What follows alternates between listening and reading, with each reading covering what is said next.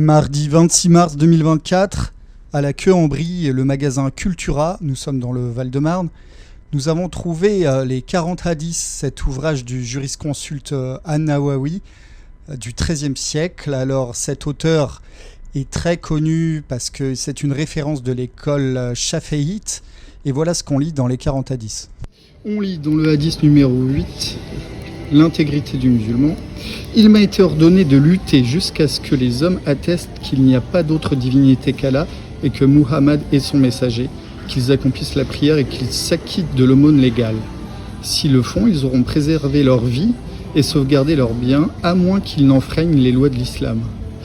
Voilà, donc c'est assez clair, hein. Il s'agit de lutter, une lutte physique, hein, le combat armé. Et voilà. Et on a aussi le hadith numéro 14, le respect légal de la vie du musulman et ses limites.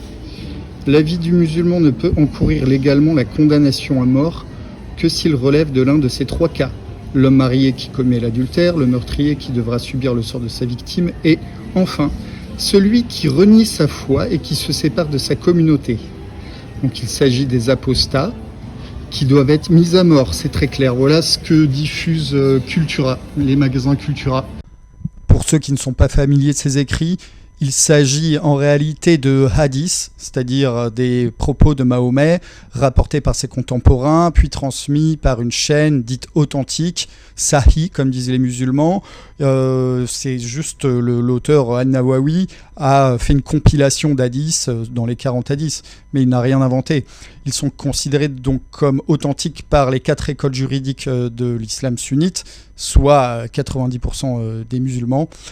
Nous avons alerté les responsables du magasin, on a eu une discussion avec eux, ils nous disent que c'est la liberté d'expression, qu'ils n'interdisent aucun livre par principe, qui ne font pas de discrimination, qu'ils vendent bien Éric Zemmour, que chez les chrétiens c'est pareil, qu'ils sont bien obligés de vendre de la presse pornographique dans leur rayon presse, et que voilà, et qu'ils vendront toujours ce genre de livres.